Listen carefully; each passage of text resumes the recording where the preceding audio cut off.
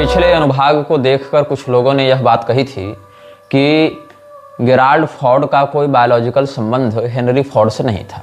ये बात सत्य है।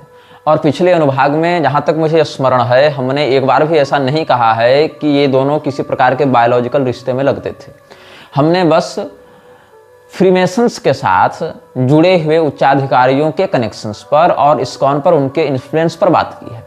कुछ लोगों ने यह कहा कि यदि गेराल्ड फॉर्ड के राष्ट्रपति बनने के ही वर्ष में अल्फ्रेड फॉर्ड, जो कि उस समय काफ़ी कम उम्र का था, अल्फ्रेड फॉर्ड लगभग 1950 में जन्मा था और 1974 में वो प्रभुपाद से मिला है, तो लगभग 24 साल की उम्र में मिला है। तो उस समय 24 साल की उम्र में स्पष्ट बात है कि उसकी सामाजिक समझ या व्यापारिक समझ उस निपुणता के साथ नहीं दिख रही होगी। तो कहीं ऐसा तो नहीं कि प्रभुपाद पहले बहुत अच्छा था, बहुत अच्छे उद्देश्य से चल रहा था, बाद में फॉर्ड फाउंडेशन ने उसको हाईजैक किया। जैसा कि बहुत से लोग प्रभुपाद की वकालत में ये कहते हैं कि प्रभुपाद पहले बहुत अच्छे व्यक्ति थे, भगवान के भक्त थे, बड़े विद्वान थे, बड़े संयमी व्यक्ति थे, लेकिन इस्कॉन को हाईजैक करके लोगों ने उनको जहर दे दिया या उनके साथ गद्दारी कर दी या उनके ही सिद्धांतों के विरुद्ध चले गए। मतलब प्रभुपाद कहना कुछ और चाहते थे, इस्कॉन किसी और मार्ग में चला गया। ऐसा कुछ लोग प्रभुपाद की वकालत में कहते हैं। या फिर कुछ लोग यह कहते हैं कि प्रभुपाद के साथ उन्हीं के विदेशी शिष्यों ने गद्दारी करते हुए उनको जहर देकर मरवा दिया। ये सब अलग अलग हियरसेज हैं, अलग अलग बातें समाज में सुनने को मिलती हैं, लेकिन हम ऐसा नहीं मानते। क्योंकि अल्फ्रेड फॉर्ड ने जब 1974 में प्रभुपाद को ज्वाइन किया था, उससे पहले से प्रभुपाद का फ्रीमेसन्स से संबंध बना हुआ था।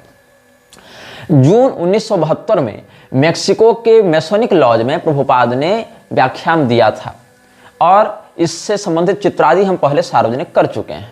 तो 1972 के जून में ही प्रभुपाद ने मेसोनिक लॉज में व्याख्यान दिया था। कहाँ वाले? मेक्सिको वाले संस्थान में। और 1974 में अल्फ्रेड फॉर्ड ने इसको ज्वाइन किया था। तो ऐसा नहीं है कि फॉर्ड परिवार जब सक्रियता से प्रभुपाद के साथ लगा तभी से ज्यूस का इन्फ्लुएंस बढ़ा उसके जीवन में। पहले से भी इसकी संगति वैसे ही लोगों से थी। 1966 के आसपास लगभग इस्कॉन को इसने बनाया था और उसके लगभग 6-5 साल के अंदर ही फ्रीमेसन्स के साथ इसके संबंध सार्वजनिक होने लगे। तो उससे पहले से तो संबंध होगा, तब तो सार्वजनिक होने में समय लगा। अब यहाँ पर हमारे पास बहुत से ऐसे लोगों ने संदेश भेजे हैं जो इस्कॉन के लिए अभी कार्य कर रहे हैं या इस्कॉन के लिए कार्य कर रहे थे। मैं उनका नाम सुरक्षात्मक कारणों से नहीं लूंगा। इसमें से एक व्यक्ति हैं पुणे से, वो लिखते हैं हरे श्रीनिवास आचार्य। मैं उनके बातों को हिंदी में अनुदित करके आपको बताऊंगा। ऐसे इन्होंने अंग्रेजी में लिखा है कि I am a 24-year-old Madhav ब्राह्मण of the Kanva Shukla Yajurveda currently residing in Pune. Please do not mention my name publicly for my safety. तो ठीक है, हम इनका नाम नहीं बताएंगे सार्वजनिक रूप से। तो ये कह रहे हैं कि ये माध्व संप्रदाय के ब्राह्मण हैं और काण्व शुक्ल यजुर्वेदी शाखा से इनका संबंध है। वर्तमान में ये 24 वर्ष के हैं। जब ये कॉलेज में थे, इस्कॉन के लोग युवाओं के लिए कोर्स बनाते थे और कॉलेज इत्यादि में सेमिनार करते थे जहां पर इस्कॉन से जुड़े। तो प्रारंभ में इनको लगा कि ये लोग एक जेन्युइन वैष्णव संप्रदाय हैं जो कृष्ण भक्ति का प्रचार कर रहे हैं, लेकिन वास्तविकता काफी दूर थी। ये लोग सबसे नीचे के स्तर पर व्यक्ति की मानसिकता लेकर उसकी कुल परंपरा, उसके गोत्र परंपरा इत्यादि को नष्ट कर रहे हैं। These people are the lowest of all, destroying one's कुल and गोत्र traditions, suppressing कुल देवा पूजा and imposing their own fabricated rules। अपने मनमौजी नियमों को थोप रहे हैं और जो वंश कुलागत परंपरा सनातन धर्म के अनुसार प्राप्त है लोगों को, उससे दूर कर रहे हैं। अर्जुन की भी यही चिंता थी। उत्साद्यमते जाति धर्मा कुल धर्माश्च शाश्वता। और दुर्भाग्य का विषय है कि जो व्यक्ति गीता को यथारूप एज इट इज प्रस्तुत करने का दावा करता है, उसी व्यक्ति ने स्वयं भी, उसके पूर्वजों ने भी और उसके अनुयायियों ने भी कुल धर्म जाति धर्म को नष्ट करने में ही पूरा का पूरा संसाधन और सामर्थ्य लगा रखा है। अब यथारूप गीता के पहले, मतलब मुख्य गीता भाग से पहले जो उपोद्घात प्रकरण प्रस्तावना इत्यादि होती है, वहां पर इस्कॉन वालों ने अपनी गुरु परंपरा दे रखी है। भगवान कृष्ण से प्रारंभ करते हैं, भगवान कृष्ण ब्रह्मा वैसे करते हुए ये लोग मध्वाचार्य जी के माध्यम से फिर यहाँ घुसते हैं और उधर भक्ति विनोद ठाकुर, भक्ति सिद्धांत सरस्वती गोस्वामी, फिर प्रभुपाद, ये सब पर लेकर आते हैं। अब समस्या क्या है, बीच में चैतन्य महाप्रभु इत्यादि को भी इसने घुसाया है। अब समस्या क्या है कि मध्व संप्रदाय वाले स्वयं अपनी परंपरा भगवान कृष्ण से नहीं मानते हैं। मध्व संप्रदाय वाले स्वयं अपनी परंपरा भगवान विष्णु से मानते हैं। यद्यपि मैं आपको स्पष्ट कर दूं, तात्विक दृष्टि से जो भगवान कृष्ण हैं वही भगवान विष्णु हैं, वही भगवान राम हैं हमारे लिए। लेकिन जो अतिवादिता से ग्रस्त ये लोग हैं, ये एक और स्वयं को भगवान कृष्ण के बोनेफाइड लाइनेज में बताते हैं, दूसरी ओर बीच में मध्वाचार्य जी को भी घुसाते हैं। किंतु मध्वाचार्य जी की स्वयं की जो माध्व परंपरा वो वर्णित करते हैं या उनके अनुयायी वर्णित करते हैं, अपनी जो जिसको ब्रह्म संप्रदाय की परंपरा भी कहते हैं, वहां से भगवान नारायण से ब्रह्मा, ब्रह्मा के बाद ये अपने गुरुजनों का नाम लेते हैं। तो वहां भगवान कृष्ण को ये प्रधान संप्रदाय प्रवर्तकाचार्य के रूप में नहीं देखते हैं, वो भगवान विष्णु से ही लेते हैं वो लोग। यद्यपि अब अगर ये लोग कहेंगे कि जो भगवान कृष्ण है वही तो विष्णु हैं, तो ये बात तुमको तब क्यों नहीं समझ में आती जब भगवान कृष्ण की प्रशंसा करने के चक्कर में तुम लोगों ने अपनी ही गीता में और अपने ही भागवत टीकाओं में कितनी बार भगवान विष्णु की निंदा की है, कितनी बार भगवान विष्णु को नीचा दिखाया। तब ये बात तुमको क्यों याद नहीं आती है कि जो कृष्ण है वही विष्णु है? तब तो ये बात आनी चाहिए ना याद। तो भगवान कृष्ण से अपनी परंपरा दिखाते हैं, बीच में मध्वाचार्य जी को लेते हैं। लेकिन मध्वाचार्य जी तो वर्णाश्रम के प्रबल समर्थक थे। मध्वाचार्य जी तो श्रुति सिद्धांत का विरोध नहीं करना चाहते थे, उस प्रकार से उन्होंने श्रुति विरुद्ध कोई बात कहने का दुस्साहस नहीं किया है। यद्यपि उन्होंने द्वैत मत का जो प्रवर्तन किया उसका प्रत्यक्ष बाध कई अद्वैत बोधनी श्रुतियों से हो जाता है, स्पष्ट महावाक्यों से भी हो जाता है। किंतु उन्होंने वेद को अप्रमाण नहीं कहा, उन्होंने वेद को परिवर्तनशील नहीं कहा, उन्होंने वर्णाश्रम का विरोध नहीं किया। ज्ञान कांड में ही सब संप्रदाय में अंतर है, कर्मकांड उपासना कांड में कोई वैमनस्य या कोई भेदभाव नहीं है। इन लोगों ने उसको तक विकृत कर दिया, बीच में घुसा दिया चैतन्य महाप्रभु का नाम, और फिर सीधे अपने आप को उन्हीं के समकक्ष दिखाने के लिए क्या कह दिया भक्ति सिद्धांत सरस्वती गोस्वामी उर्फ विमल प्रसाद दत्त के समय में कि चैतन्य महाप्रभु के बाद डायरेक्ट उस परंपरा में हम ही एकमात्र दंडी सन्यासी हुए हैं। वो भी कैसे? ब्राह्मणेतर होकर भी दंड सन्यास ले लिया, वो भी अपने गुरु के फोटो के सामने खुद ही डंडा पकड़ लिया, कहा हम दंडी सन्यासी हो गए। और जब गौड़ीय संप्रदाय वालों ने मान्यता नहीं दी तो गौड़ीय मठ नाम से अलग एनजीओ रजिस्टर्ड करा लिया और कहा we are the disciples of bona fide guru parampara lineage, ये इसने घोषणा कर रखी थी। अस्तु, अब हम इन संदेशक की बात पर लौटते हैं। इनके किसी मित्र ने म्लेच्छराज श्रृंखला के विषय में इनको बताया था। A friend of mine recently forwarded your म्लेच्छराज series in which you described how म्लेच्छराज डिस्ट्रॉयज कुलधर्म एंड कुलदेव पूजा। ISKCON is doing an excellent job of dismantling सनातन धर्म इन मल्टीपल वेज। इस्कॉन सनातन धर्म को नष्ट करने का काम बहुत बढ़िया से कर रहा है। And the worst part is that they falsely claim their परंपरा is linked to Madhvacharya. Shri Anand Tirtha Bhagavatpada never engaged in such practices as ISKCON does. Anand Tirtha Bhagavatpada, जिनको प्रचलित भाषा में मध्वाचार्य जी के नाम से जाना जाता है, उन्होंने कभी ऐसी किसी गतिविधि में स्वयं को संलिप्त नहीं किया, न ऐसा उपदेश दिया जैसा इस्कॉन कर रहा है। यहां पर क्या कर रहा है इस्कॉन? जनेऊ तक उतरवा रहा है लोगों को, जनेऊ उतरवा एक और रहा है, और क्या कहता है? They even attempted to remove my यज्ञोपवीता जनेव and propagated the idea that we are all Shudras, a topic I believe you have addressed in your lectures. और दूसरी ओर अंग्रेजों को जनेऊ पहना रहा है, ब्राह्मणों से जनेऊ उतरवा रहा है, अंग्रेजों को जनेऊ पहना रहा है। मतलब समझ रहे हो तुम्हारी कुलधर्म जाति धर्म व्यवस्था को कैसे नष्ट कर रहा है ISKCON. However, the issue of Kuldeva Puja is particularly alarming. I have personally witnessed the destruction of many ISKCON members' lives due to their ignorance of Kulachar. Yes, Radha Krishna puja can be performed but so must Kulachar. बिल्कुल सही बात। At one point even I was briefly influenced by ISKCON's ideology but by the grace of Shri Vanashankari I never ceased her puja और that of Shri Venkateshwara. Hindus must recognise this harsh truth about ISKCON regarding the depiction of Shripad Madhvacharya prana mudra. It is not traditional.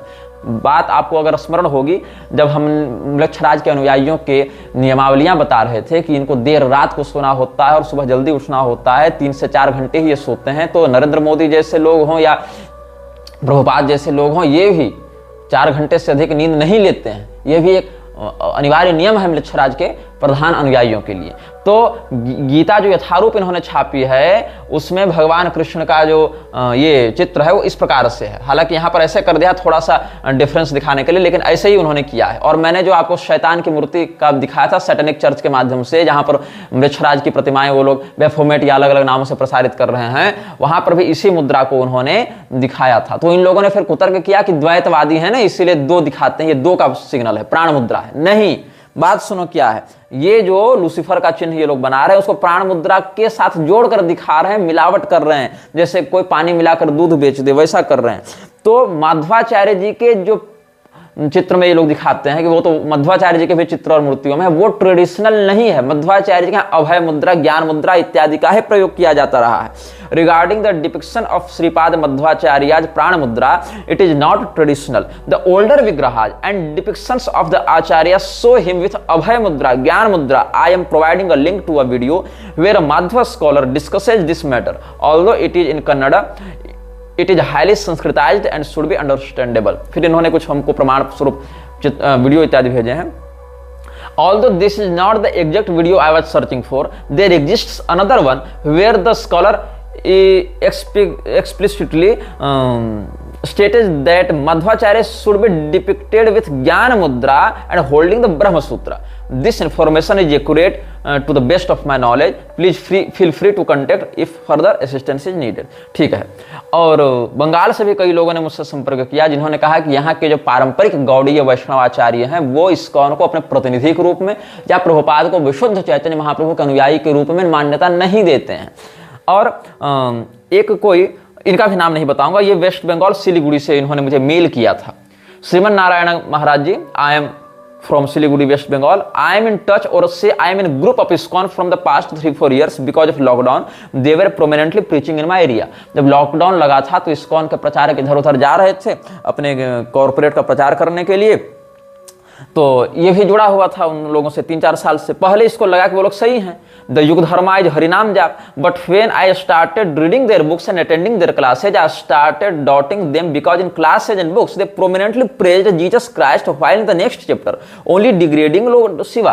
क्या कहते हैं ये जो संदेशक हैं हमारे, वो कहते हैं कि हमने जब इस्कॉन को ज्वाइन किया था तो मुझे लगा ये तो अच्छी बात है, भगवान के नाम का संकीर्तन सिखा रहे हैं, लेकिन जब हम उनके क्लासेस ज्वाइन करने लगे और जब हम उनकी पुस्तकें पढ़ने लगे तो हम क्या देखते हैं कि वो भगवान नाम सिखाने के स्थान पर उसकी आड़ में जीसस क्राइस्ट की खूब प्रशंसा कर रहे हैं और अगले ही अध्याय में भगवान शिव को खूब भला बुरा कह रहे हैं। I have some references from the books I want to share, but before that, when I started reading about Prabhupada, I was having doubt if he was a स्वर्ण बणिक। हाँ, बहुत से लोगों ने यह कहा है कि प्रभुपाद कायस्थ नहीं थे, प्रभुपाद स्वर्ण बणिक नामक समुदाय से थे, स्वर्ण बणिक, और ये शूद्र वर्ण में आते हैं, इनका यज्ञोपवीत आदि नहीं होता है। तो मैं आपको स्पष्ट कर दूं, कायस्थ समुदाय के अष्टविध विभाजन है, जिसमें 4 विभाजन द्विजाति में आते हैं और 4 विभाजन शूद्र में आते हैं। इनको समग्र रूप से कायस्थ ही माना गया है शास्त्रों में, और इस विषय पर हम पहले एक दीर्घ वक्तव्य निर्गत कर चुके हैं। तो बृहद धर्म पुराण के अनुसार स्वर्ण वर्णिकों को शूद्र वर्ण में रखा गया है, लेकिन फिर भी प्रभुपाद यज्ञोपवीत पहने हुए रहता था, इस प्रकार से यहाँ दिखाया गया है। एक चित्र भी उन्होंने भेजा है प्रभुपाद का, जो कृष्णा.com से लिया गया है, बैक टू गॉड हेड इस टाइटल से ये चित्र है, जहाँ प्रभुपाद किसी तीर्थ जल में नदी में स्नान कर रहा है और जनेऊ भी पहना हुआ है। फिर ये क्या लिखते हैं, then I got to know that after the Harinam initiation they also give second initiation, the so-called Brahmanical initiation, where they give initiation to all kind of varnas and give them Gayatri mantra and Janev and tell them to chant it and say now you are Brahmin। अब ये लोग दूसरा fraud क्या कर रहे हैं कि ये हर जाति को पहले नाम संकीर्तन के बहाने अपने आप से जोड़ेंगे, फिर सबको जनेऊ दे देकर कहेंगे अब तुम ब्राह्मण हो गए, अब तुम गायत्री मंत्र जपो, अब तुम ब्राह्मण हो गए।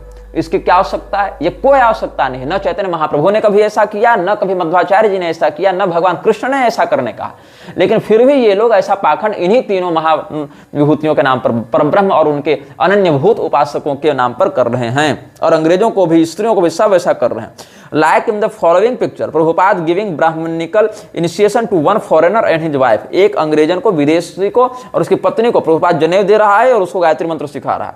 और इतना ही नहीं, Srila Prabhupada wore 3 times 3 threads when he was placed in samadhi. Other Vaishnavas in Gaudiya tradition wear 6 single threads to signify the 6 Goswamis. From this we can conclude that the exact number of threads is ultimately not so important. While Sri Prabhupada liked us to learn more about our Vaishnava culture, he didn't like it if we got too caught up in the fine details. The main point is to worship Krishna and acceptance of the sacred thread is a major step forward in that process. अगर केवल नाम संकीर्तन को तुम लोग महत्व देते हो तो फिर जनेऊ इत्यादि का क्यों तुम प्रयोग कर रहे हो? वो भी श्रुति विरुद्ध जाकर, वेद विरुद्ध जाकर, मर्यादा विरुद्ध जाकर। और अगर यही सब करना है तो विधि पूर्वक करो, उसमें तो तुम ही कट जाओगे, क्योंकि तब तो तुम खुद ही जनेऊ के अधिकारी नहीं रहोगे। तब तुम स्वयं ब्राह्मणत्व के लिए स्वयं को दावा के रूप में प्रस्तुत नहीं कर सकते हो। स्वयं व्यासपीठ पर बैठोगे तो भगा दिए जाओगे वहां से। लेकिन प्रभुपाद को व्यासपीठ पर भी कब्जा करना था, जनेऊ पर भी कब्जा करना था, स्वयं को ब्राह्मण के रूप में दिखाना भी था और स्मार्त ब्राह्मणों का विरोध भी करना था। मतलब इसको ब्राह्मण के रूप में स्वयं को प्रतिष्ठित करना है, लेकिन जो परंपरागत विशुद्ध असली ब्राह्मण है उनको गाली भी देना है, ताकि अपने नकली ब्राह्मण को असली रूप में बेचा जा सके। ये इसका एक फॉल्सहुड था। अब as given on their website here, they say that the number of threads isn't important. The Brahma Granthi they don't know, then how they are giving the initiation Narayana knows. जब इनको पता ही नहीं कि जनेऊ में धागा कितना हो रहा है, जनेऊ में ग्रंथि कैसे लगनी है, तो कौन सी दीक्षा देते हैं जनेऊ पहना कर और किस प्रकार से ब्राह्मण सिद्ध करते हैं, भगवान ही जाने। अब एलन गिन्सबर्ग का एक हम यहाँ पर आपको उदाहरण देना चाहेंगे। एलन गिन्सबर्ग कौन है, इसके विषय में आप विकिपीडिया में पढ़ सकते हैं। एलन जो गिन्सबर्ग है, इसका जन्म हुआ था जून 3, 1926 में। इसका नाम था Irwin Allen Ginsberg. Newark New Jersey US में इसका जन्म हुआ था और ये 70 साल की उम्र में मरा। 5 अप्रैल 1997 को न्यूयॉर्क में ही मरा। और इसने क्या किया, ये एक अमेरिकी लेखक और कवि रहा है और ये सार्वजनिक रूप से LGBTQ जो समलैंगिक संस्थाएं हैं उनका समर्थक रहा है। और एलन गिन्सबर्ग जो है वो प्रभुपाद का खुलेआम समर्थक या अनुयायी रहा है। You can find this on the Wikipedia page and he openly fights for the gay rights throughout his life. Ginsburg and his beat comrades were active in the fight for gay rights, civil rights, religious freedom and non-violence as an alternative to war. अच्छा, ये स्वयं भी गे ही था, समलैंगिक ही था। क्या होता है, भक्ति वेदांत स्वामी का विषय यहाँ पर वर्णन किया जा रहा है। On January 17, 1967 Ginsburg helped plan and organize a reception for Bhaktivedanta Swami at San Francisco International Airport, where 50 to 100 hippies greeted the Swami, chanting Hare Krishna in the airport lounge with flowers in hands. To further support and promote Bhaktivedanta Swami's message and chanting in San Francisco, Allen Ginsberg agreed to attend the मंत्र rock dance. मतलब ये मंत्र rock dance, अब rock music बजा बजा कर ये लोग मंत्र का उच्चारण करेंगे। और after learning that A.C. Bhaktivedanta Swami Prabhupada, the founder of Hare Krishna movement in Western world, has rented a storefront in New York, he befriended him, visiting him often and suggesting publishers for his books, and a fruitful relationship began. पहले तो ये कृष्णा आंदोलन से जुड़ा हुआ था, उसके बाद ये प्रभुपाद से जुड़ा। This relationship is documented by Satsvarupa Das Goswami in his biological account Srila Prabhupada Lilamrita. Srila Prabhupada Lilamrita जिसकी रचना की है सतस्वरूप दास गोस्वामी, उसने इस बात का वर्णन किया है। Even in his official music poster, Allen Ginsberg's name was written next to Prabhupada. उसके बाद एक और व्यक्ति है जिसका नाम है जॉर्ज हैरिसन। जॉर्ज हैरिसन भी एक म्यूजिशियन, सिंगर, सॉन्ग था और ये लीड गिटारिस्ट था जो प्रसिद्ध म्यूजिक बैंड था बीटल्स, उसके अंतर्गत। उसने इस्कॉन को खूब प्रमोट किया। आपको अगर स्मरण होगा पिछले अनुभागों की बातों का, तो महेश योगी के साथ भी बीटल्स के निकट संबंधों पर हमने चर्चा की है, बल्कि वहां पर हरिद्वार ऋषिकेश में तो बीटल्स आश्रम ही नाम रख दिया गया उसके संस्थान का। तो क्या हुआ, who achieved fame as the lead guitarist of the famous music band Beatles, he promoted ISKCON by visiting, being in touch and making song albums for them, and he wrote the foreword for Krishna book of ISKCON. But ISKCON has strict rules for smoking, then also being for ISKCON, George Harrison was a daily smoker. As written in the Wikipedia, he also died because of that. ये सब बातें। फिर child abuse वाला भी है। Prabhupada directed his disciples to train children in boarding school called Gurukulas, where they would receive education from spiritual leaders. However, as reported by sociologist of religion E. Burke Rochford, through mismanagement, these schools became like orphanages. After Prabhupada's departure, it came to light that physical and sexual abuse occurred within these schools due to lack of oversight, as stated in Wikipedia. Child abuse is also there. I am 18 years old, but 3 years ago when I was in ISKCON, I also experienced somewhat of child abuse, but I immediately handled it. जिसने मुझे संदेश भेजा उस व्यक्ति ने भी यह दावा किया है कि वो भी स्वयं ISKCON से जुड़ने के बाद चाइल्ड एब्यूज, सेक्सुअल एब्यूज का शिकार रहा है, लेकिन फिर भी ये किसी प्रकार से मैनेज कर लिया। और इसी प्रकार से इसमें बहुत कंट्रोवर्शियल बात है, बहुत सारे केस मुकदमे भी ISKCON पर चल रहे हैं। $400 मिलियन का जुर्माना लगाया गया था बच्चों का यौन शोषण करने के आरोप में। गायों की तस्करी के ऊपर भी ISKCON के ऊपर कई सारे केस मुकदमे हुए हैं कि ये लोग अपनी गौशालाओं से मरी गायों को, बूढ़ी गायों को या जो दूध नहीं देते ऐसी गायों को कतलखाने में बेच देते हैं और उनके नाम पर भक्तों से डोनेशन लेते हैं। बहुत सारी बातें हैं और इन सारी बातों में बहुत से आरोप लगते रहते हैं। ये सब न्यायपालिका में विषय चल रहा है, तो हम उन बातों पर अधिक चिंतन नहीं करेंगे क्योंकि ये सब बातें आप न्यूज आर्टिकल्स से भी जान सकते हैं। हम उन बातों पर चिंतन करेंगे कि प्रभुपाद जो है उसने कैसे भगवान की भक्ति की आड़ में म्लेच्छत्व का प्रचार किया। प्रभुपाद की एक पुस्तक है प्रभुपाद के सिद्धांतों पर आधारित, हरिनाम जप की महिमा।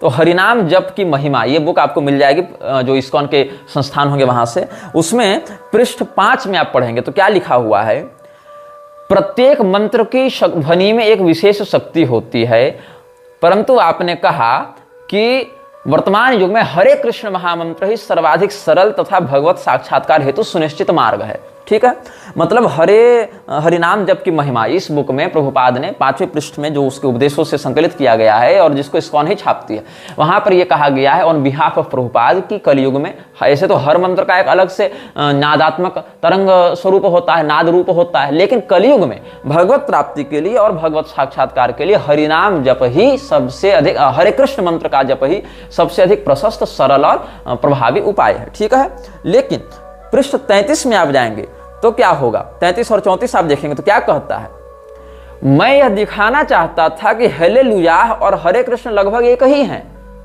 मतलब नमः शिवाय और हरे कृष्ण अलग हैं, नमः चंडिकाय और हरे कृष्ण अलग हैं, श्री राम जय जय राम और हरे कृष्ण अलग हैं, क्योंकि नमः शिवाय जपोगे तो मोक्ष नहीं होगा इनके अनुसार, नमः चंडिकाय कहोगे तो दुर्गा जी मोक्ष नहीं देंगी इनके अनुसार, श्री राम जय जय राम कहोगे तब भी मोक्ष नहीं होगा इनके अनुसार, लेकिन हेलेलुया करोगे तो हो जाएगा क्योंकि हेलेलुया और हरे कृष्ण एक हैं, ऐसा इसके अनुसार। अच्छा आगे क्या है, मैं यह दिखाना चाहता था कि हेलेलुया और हरे कृष्ण लगभग एक ही हैं। लगभग शब्द का प्रयोग किया है, लेकिन यह लगभग भी छलावा वाला लगभग है क्योंकि आगे कन्फर्म किया है।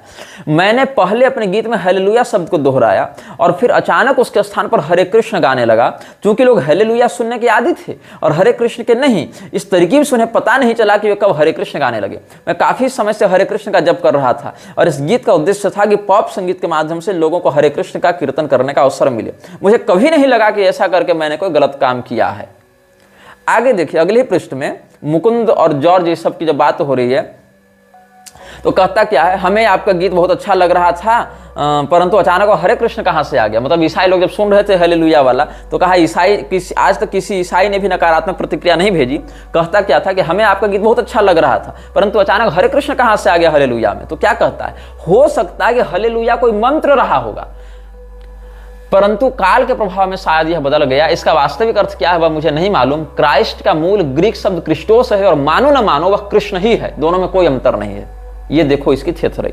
आगे देखो ईसाइयों की चापलूसी के बाद इस्लाम की चापलूसी। क्राइस्ट अथवा कृष्ण दोनों एक नाम है, जो बेनेडिक्टाइन फॉलोवर्स के साथ वार्तालाप हुई थी प्रभुपाद की, उसके विषय में आगे हम और आपको बताएंगे। तो क्या कहता है, वास्तव में कृष्ण को हो या क्राइस्ट इससे कोई अंतर नहीं पड़ता, दोनों एक ही हैं। सबसे प्रमुख बात तो यह है कि शास्त्रों में कलयुग के लिए भगवान के नामों के कीर्तन का उपदेश दिया गया और हमें इसका पालन करना चाहिए। मतलब क्राइस्ट कहना भी कृष्ण ही कहना है, लेकिन कृष्ण भगवान के सहस्त्र नाम में जहां शिव इत्यादि शब्द स्पष्ट आए हैं वहां ये शिव इत्यादि नहीं जपवाएगा, यहाँ क्राइस्ट जपवाएगा, जिसको भगवान कृष्ण ने स्वयं कभी नहीं कहा कि क्राइस्ट नाम से मुझे पुकारना। लेकिन ये जो है वो क्राइस्ट कहवाएगा और ये कहेगा कि तुम मानो न मानो एक ही बात है। आगे देखो इस्लाम धर्म के अनुयायी भी अल्लाह के नामों को अत्यंत पवित्र मानते हैं और उन पर ध्यान करते हैं। कुरान के अनुसार अल्लाह के 99 नाम हैं जिन्हें सुंदर नाम कहा जाता है। उन नामों को ताजमहल एवं अन्य मस्जिदों की दीवारों पर खुदाई करके लिखा गया है। इन नामों का इस्लामिक जपमाला पर जप किया जाता है और इस माला में 33 मनकों के 3 समुच्चय होते हैं। अल्लाह पर मन केंद्रित करने के लिए उपासक इन नामों का जप करते हैं। कुरान के प्रत्येक अध्याय के आरंभ में करुणामय और दयालु भगवान अर्थों वाले अल रहमान अल रहीम जैसे युगल शब्दों से आह्वान किया गया है और ये अकारण करुणा वरुणालय भगवान कृष्ण के साथ इनको जोड़ रहा है। ये है इस्कॉन का प्रपंच। मतलब ये आपको बाहर बाहर से लगेगा कि तुम भगवान कृष्ण के भक्त बन रहे हो, लेकिन तुम भगवान कृष्ण के भक्त बन ही नहीं रहे हो। तुम बन रहे हो केवल इस्कॉन के अनुयायी और इस्कॉन के लिए कृष्ण और क्राइस्ट में कोई अंतर नहीं है। अब आपको एक बात ध्यान में रखनी चाहिए कि भगवान कृष्ण ने अपने विभूति योग में कहा है रुद्राणाम शंकरश्चास्मि, लेकिन भगवान कृष्ण ने स्वयं शिव जी को अपना रूप बताया। ये लोग शिवरात्रि मनाते आपको नहीं दिखेंगे, लेकिन भगवान कृष्ण ने जीसस क्राइस्ट के विषय में कुछ नहीं कहा। लेकिन ये लोग क्या कहेंगे कि Christ is Krishna and Krishna is Christ. भगवान कृष्ण शिव जी को अपना रूप बता रहे हैं, लेकिन वहां पर इनको नहीं माननी है वो बात। भगवान कृष्ण ने जब रुद्राणाम शंकरश्चास्मि में कहा तो वहां ये बात नहीं माननी है, लेकिन भगवान कृष्ण को क्राइस्ट के साथ जबरदस्ती इनको जोड़ देना है और क्रिसमस मनाना है, लेकिन शिवरात्रि नहीं मनानी है, नवरात्र नहीं मनाना है। जबकि भगवती दुर्गा और भगवान कृष्ण में तत्वतः कोई भेद नहीं है, यह भी शास्त्र कई बार वर्णित कर चुके हैं। लेकिन इसको नवरात्र नहीं मनाना है, शिवरात्रि नहीं मनाना है, इसको मनाना है क्रिसमस। और यह कहना है कि क्रिसमस जो है वो पवित्र पर्व है, पवित्र त्योहार है। और यही कारण है कि आप हरे कृष्ण टीवी या अमोघ लीला प्रभु इत्यादि के कई वीडियो देख लें, वहां पर शिवरात्रि या नवरात्र के व्रतों को निभाते अपनाते हुए इस्कॉनीय आपको नहीं दिखेंगे। क्रिसमस मनाते हुए और लॉर्ड जीसस क्राइस्ट की प्रेजिंग्स करते हुए आपको सैकड़ों वीडियो मिल जाएंगे। अनन्यता का ढोंग है, अनन्यता का ढोंग करते हुए कहते हैं हम केवल कृष्ण भगवान को मानेंगे और किसी को नहीं मानेंगे। तो जीसस क्राइस्ट को क्यों मानते हो? तो कहते हैं जो जीसस है वही तो कृष्ण है, क्राइस्ट और कृष्ण एक ही बात है।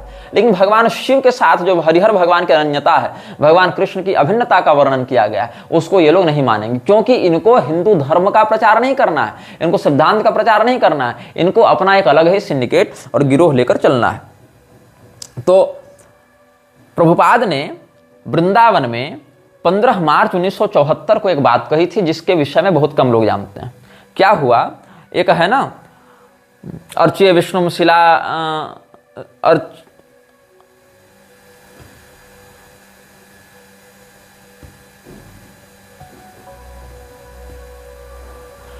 अर्च्य विष्णु शिलाधिर गुरु सुनरमतिर वैष्णवे जाति बुद्धि, ये सब जो बातें हैं वहां पर उसी प्रसंग में एक निताई नाम का इसका चेला था। तो निताई को ये पद्म पुराण से कुछ श्लोक पढ़ा रहा था और कहा कि जो विष्णु से रहित है वो नारकी होता है। ये सब नारकी इत्यादि विषय में चर्चा चल रही थी। तो क्या कहा प्रभुपाद ने? प्रभुपाद की इस बात को बहुत गंभीरता से सुनना और समझने का प्रयास करना। प्रभुपाद कहता है when it will teach military art with tilak soldier will Hare Krishna Hare Krishna Hare Krishna. We want that, हम लोग को ऐसे सैनिक बनाने हैं जो हरे कृष्ण हरे कृष्ण हरे कृष्ण कहते हुए आगे बढ़ें। You maintain this idea, is it not good? अपने शिष्य से पूछा कि तुमको मेरी बात अच्छी नहीं लगी क्या? बोले हाँ प्रभुपाद बिल्कुल अच्छी लगी। हृदयानंद भी बैठा था, वो कहता यस प्रभुपाद। प्रभुपाद का यह संवाद वृंदावन में हुआ था 15 मार्च 1974 ईस्वी को। डेट और लोकेशन दोनों बता रहा हूं। फिर प्रभुपाद क्या कह रहा है? When there will be military march of Krishna consciousness soldiers, anyone who does not believe in Krishna, blame. मतलब हरे कृष्ण कहते हुए जब हम लोग सैन्य अभियान करेंगे और कृष्ण चेतना से युक्त सैनिक हमारे चलेंगे, तो जो भी व्यक्ति कृष्ण पर विश्वास नहीं करता उसको काट दिया जाएगा, उसका माथा काट दिया जाएगा। अब कृष्ण पर विश्वास करने का अर्थ ये नहीं कि आप कृष्ण पर विश्वास शंकराचार्य के मत से करें, कृष्ण पर विश्वास आप रामानुजाचार्य के मत से करें।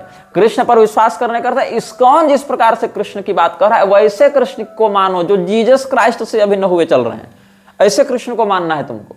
अगर तुम कहोगे हाँ हम कृष्ण भगवान को बिल्कुल मानते हैं, लेकिन हम राम जी को ही मानते हैं, हम शिव जी को ही मानते हैं, तो बोलेगा नहीं तब तुम असली वाले नहीं मान रहे हो, यथारूप वाले नहीं मान रहे हो। यथारूप वाले ओरिजिनल बोनाफाइड गुरु परंपरा वाले हम हैं, इसलिए हम जैसे कह रहे हैं वैसे मानो, नहीं तो माथा काट दिया जाएगा। ये षड्यंत्र है इस्कॉन का कि अपने जो कल्ट है, अपने कल्ट के अतिरिक्त अगर कोई व्यक्ति कृष्ण को भी पूज रहा है लेकिन क्राइस्ट से जोड़कर नहीं पूज रहा है तो उसको मार दिया जाए, क्योंकि बार बार ईसा मसीह को कृष्ण से अभिन्न दिखाकर यह प्रभुपाद ने कहा है कि अगर कोई कृष्ण को मानता है तो क्राइस्ट को भी मानना पड़ेगा। ये जोड़कर दिखा रहे हैं ये लोग। आगे इसके सारे प्रमाण इस अनुभाग और आगे के अनुभाग में हम देते जाएंगे। मेरी कही बात के एक एक लाइन को याद रखिएगा, एक एक पंक्ति को याद रखिएगा। और कहो कि ये तो धर्म युद्ध होगा, तो नहीं, राम जी के सारे भक्त मार दिए जाएंगे, दुर्गा जी के सारे उपासक मार दिए जाएंगे, गणपति भगवान, सूर्य देव, विष्णु भगवान के भी उपासक मार दिए जाएंगे, क्योंकि ये लोग कृष्ण भगवान को सुप्रीम डायटी मानते हैं और विष्णु भगवान को उनके नीचे मानते हैं।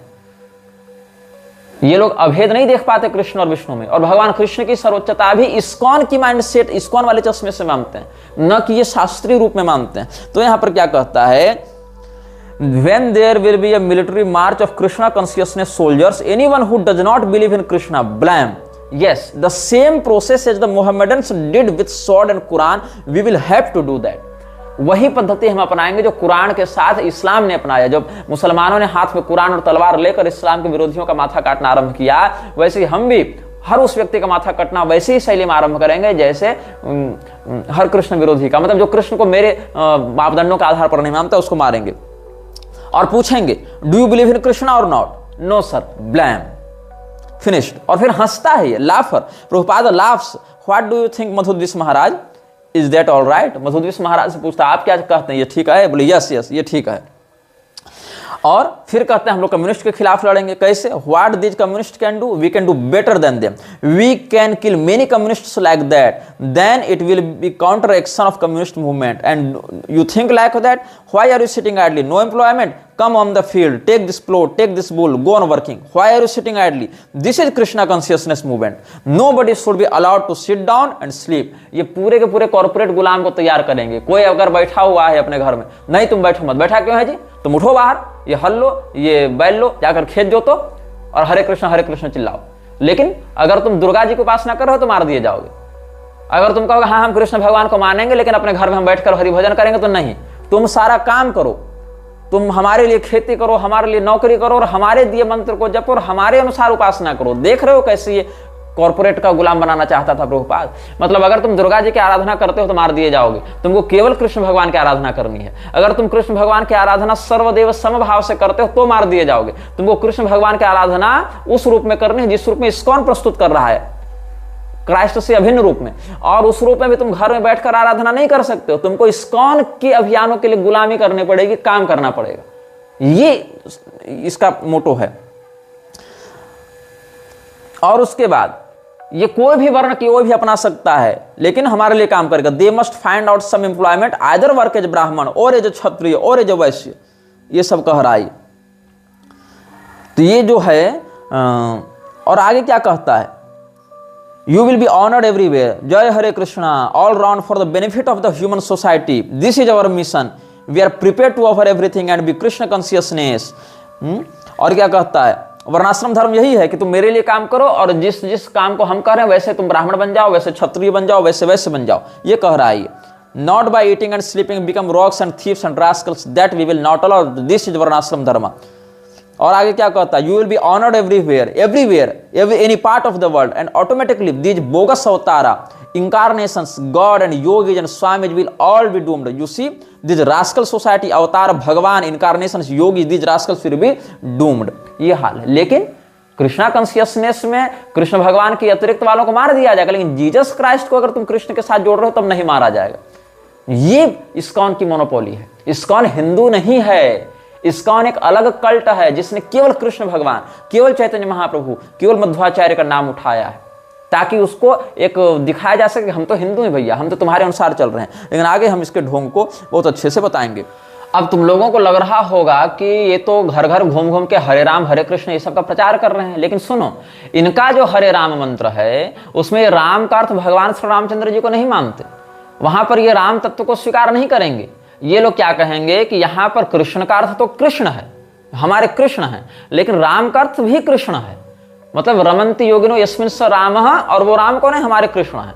मतलब इनको भगवान श्री रामचंद्र जी के नाम से ही दिक्कत है, अनन्यता दिखाने के चक्कर में, कि हम तो राम जी को नहीं मानेंगे कि वो पूर्ण ब्रह्म है, हम तो मानेंगे राम जी ठीक है, कृष्ण भगवान के एक स्वरूप है लेकिन बहुत नीचे हैं, कृष्ण भगवान के रूप हैं बस, वो कृष्ण भगवान के समान अथॉरिटी में नहीं है, वो पूर्ण ब्रह्म नहीं है। ऐसा कौन मानते हैं, इस्कॉन वाले मानते हैं। तो वो लोग क्या कहेंगे कि हरे राम में हरे का अर्थ भी कृष्ण है जबकि वहां पर तीनों रूप में बताया गया है, भगवान विष्णु के रूप में, भगवान राम के रूप में, भगवान कृष्ण के रूप में, तीनों को सम्मिश्रित रूप में वहां प्रस्तुत किया गया है।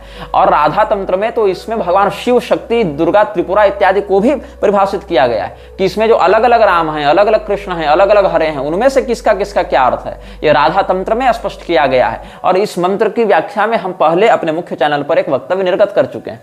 तो ये जो लोग कह रहे हैं इस्कॉन वाले कि हरे का भी अर्थ कृष्ण है क्योंकि समस्त दुखों का हरण करते हैं, राम का अर्थ भी कृष्ण है क्योंकि सबों में रमण करते हैं, और कृष्ण का अर्थ तो कृष्ण है।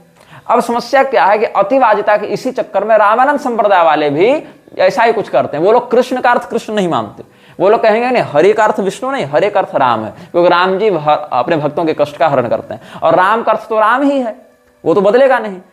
और कृष्ण का अर्थ भी राम है क्योंकि भगवान कृष्ण राम ही सभी लोगों को अपनी ओर आकर्षित करते हैं, आकृष्ट करते हैं। तो कुल मिला के इस मंत्र के पूर्ण भाव को कोई व्यक्त नहीं करेगा। ये लोग क्या पकड़ लेंगे इस्कॉन वाले कि हरे राम हरे कृष्ण में कृष्ण का अर्थ भी कृष्ण है, राम का अर्थ भी कृष्ण है, हरि का अर्थ भी कृष्ण है। रामानंद वाले पकड़ लेंगे कि नहीं, इनका अर्थ भी राम है, राम का अर्थ भी राम है, हरि का अर्थ भी राम है, कृष्ण का अर्थ भी राम है। और कुछ लोग तो अतिवादिता वाले पॉडकास्ट में मैं देख रहा था, कोई लड़की थी, पता नहीं चित्रलेखा थी कि जया किशोरी, वो क्या कह रहे थे कि हरे तो राधा जी का नाम है और राम का अर्थ है रमण करने वाले, तो हरे राम मतलब जो राधिका रमण है वो कृष्ण है। ये एक अलग नई बात निकाल कर ये लोग ले आए हैं।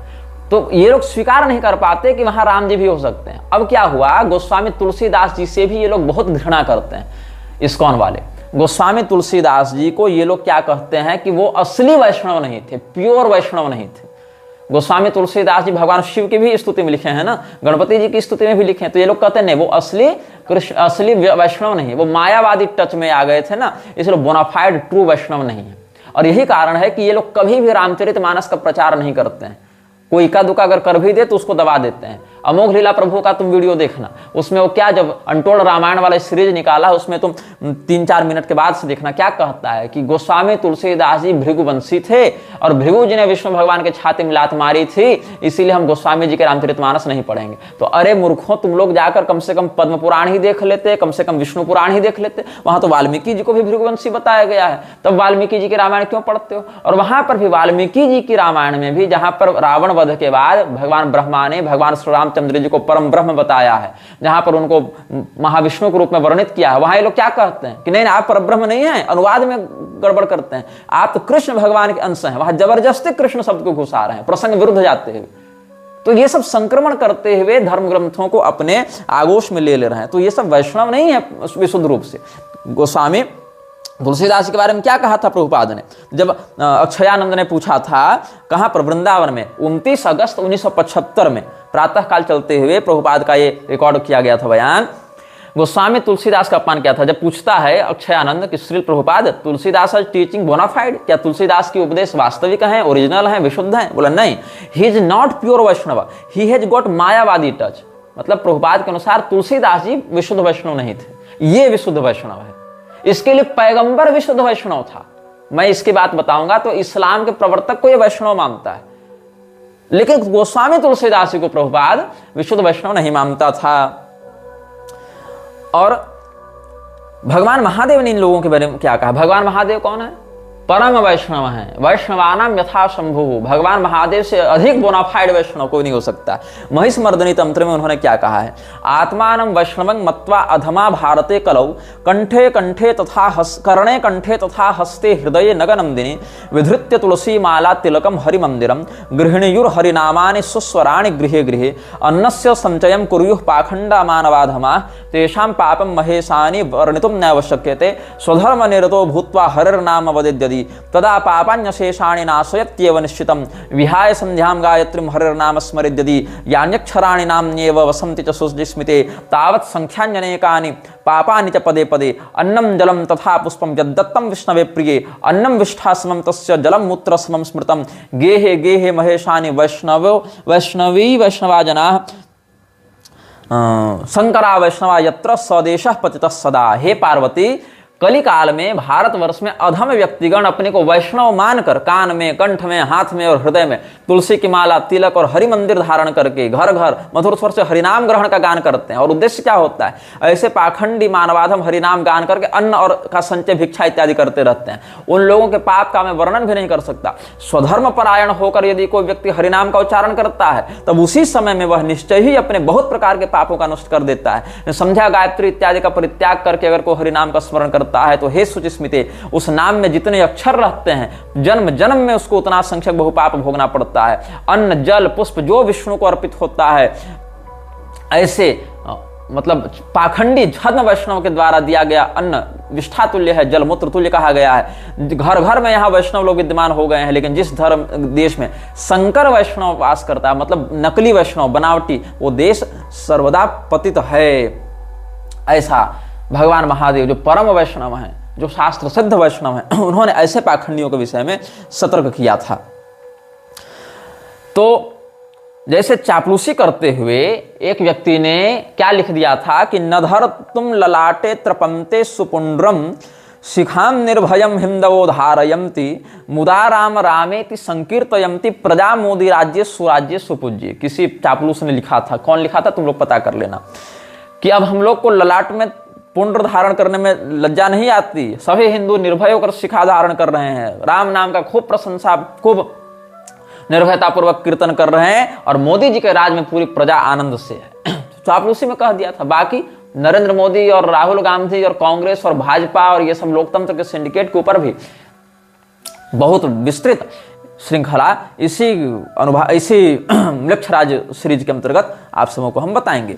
प्रभुपाद के विषय में कहा जाता है कि प्रभुपाद जो है अपने जवानी में ही कृष्ण कॉन्शियसनेस को फैलाने लगा था, और विदेश में जाकर इसने हिंदू धर्म का प्रचार किया, विदेश में जाकर इसने कृष्ण भक्ति का प्रचार किया। जबकि सत्य क्या है, इसका गुरु जो था भक्ति सिद्धांत, वो पहले ही भारत में 60 से अधिक सेंटर्स गौड़ीय मठ के खोल चुका था, और जर्मनी, इंग्लैंड इत्यादि में भी वो सेंटर्स खोल चुका था। मतलब प्रभुपाद बिल्कुल सिरे से नए से जाकर शुरुआत नहीं करता है। और ये क्या कहता है विकिपीडिया इत्यादि में इसके विषय में जो बातें लोग प्रचारित कर रहे हैं, कहते हैं in his old age at 69 he journeyed in 1965 from Kolkata to New York City on a cargo ship taking with him little more than a few trunk of books he knew no one in America. वाह, ये America में किसी को नहीं जानता था, जबकि गौड़ीय मठ वाले ही कितना विदेश में प्रचार कर चुके थे इसके जाने से पहले, लेकिन इसके अनुसार ये किसी को नहीं जानता था। मतलब इससे चमत्कार हो गया और इसको सब लोग सीधे फ्रीमेसन्स वाले मिल गए और सीधे इसको अपने यहाँ बुलाकर प्रवचन करा लिया और इससे दीक्षा भी ले ली और इसको लाखों करोड़ों का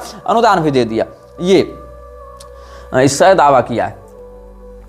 अब क्या हुआ कि दुर्वासा मुनि को जब आप पढ़ोगे, जो इसने लिखा है श्रीमद् भागवत का भाष्य, उसमें लिखता है the supreme personality of Godhead is worshipped by words brahmanya deva go brahmana hitaya cha thus he is the well wisher of the brahmanas. Durvasa Muni was certainly a very great brahmana but because he was a non-devotee he could not sacrifice everything in devotional service। Durvasa मुनि की निंदा करते हुए प्रभुपाद ने लिखा है कि दुर्वासा मुनि चूंकि अच्छे ब्राह्मण थे इसीलिए भगवान उनका आदर करते थे, लेकिन वो एक भक्त नहीं थे। दुर्वासा मुनि को भगवान कृष्ण का भक्त नहीं मानता है प्रभुपाद, खुद को मानता है, दुर्वासा मुनि को नहीं मानता है। Great mastic yogis are actually self-interested. The proof is that when Durvasa Muni created a demon to kill Maharaj Ambarish, the king stayed fixed in his place, praying to the supreme personality of Godhead and depending solely and wholly on him. Whereas when Durvasa Muni was chased by the Sudarshan Chakra by the supreme will of the Lord, he was so perturbed that he fled all over the world and tried to take shelter in every nook and corner of the universe। मतलब अम्बरीश वाले प्रकरण को लेकर प्रभुपाद ने कहा है कि दुर्वासा मुनि भक्त नहीं थे, उन्होंने भक्त अम्बरीश पर आक्रमण किया था और इसी के कारण सुदर्शन चक्र ने उनको दौड़ाया और वो भागे फिरे। भागवत महापुराण में ये कथा बहुत संक्षेप में वर्णित है, शिव पुराण में इस कथा का विस्तार प्राप्त होता है, लेकिन जहां जहां इन बातों का खंडन प्राप्त होता है उसको ये धूर्त लोग प्रामाणिक नहीं मानते। इनके लिए कुरान प्रामाणिक है, ये लोग बाइबल और कुरान को प्रामाणिक ग्रंथों में गिनते हैं, लेकिन शिव पुराण को या अन्य संहिताओं को ये लोग प्रमाण में नहीं गिनते हैं। इनके लिए कुरान बाइबल प्रमाण है, जिसका अभी हम आपको आगे रेफरेंस देंगे, अभी ये वक्तव्य लंबा चलेगा। तो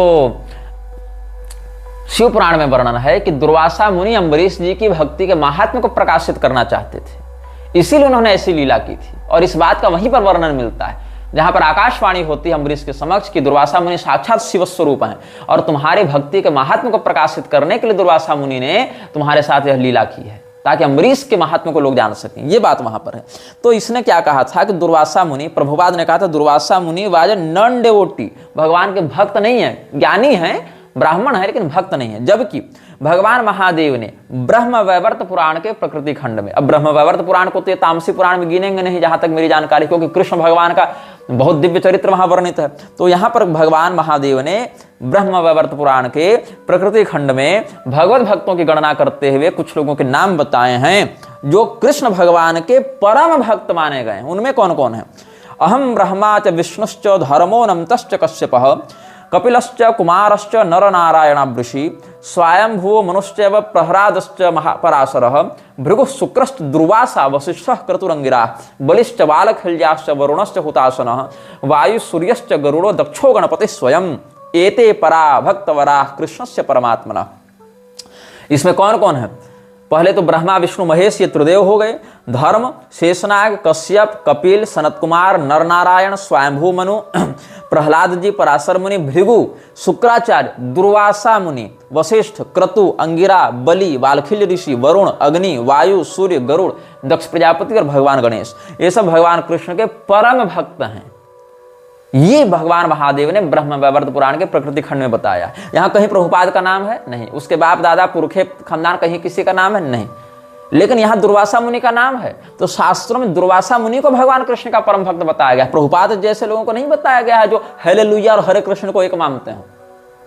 शास्त्र तो दुर्वासा मुनि को बता रहे हैं परम वैष्णव परम भक्त भगवान कृष्ण के, लेकिन दुर्वासा मुनि कौन थे? प्रभुपाद की दृष्टि में अभक्त थे। तुलसीदास गोस्वामी जी कौन थे? मायावादी टच के कारण प्योर वैष्णव नहीं थे, ऐसा प्रभुपाद कहता है। He is not pure Vaishnava, he has got Mayavadi touch, ये कह रहा है प्रभुपाद। तो प्रभुपाद की बहुत सी बातें हैं जो हम उसी के ग्रंथों से उसी के प्रवचनों से आपको पढ़कर बताएंगे, और प्रभुपाद के बहुत से लेक्चर्स हमने इन्हीं कानों से सुने हैं, देखे हैं उनके वीडियोज, और फिर आपको हम बताएंगे कि कैसे यह व्यक्ति भगवान कृष्ण की आड़ में केवल एक कल्ट चला रहा है और कैसे इसके अनुयायी हिंदू धर्म की दुर्गति करने पर तुले हुए हैं। यह वीडियो जल्द ही हटा दिया जा सकता है, कृपया थर्ड पार्टी ऐप्स का उपयोग करके डाउनलोड करें। आप इस वीडियो को अपने चैनल पर फिर से अपलोड भी कर सकते हैं।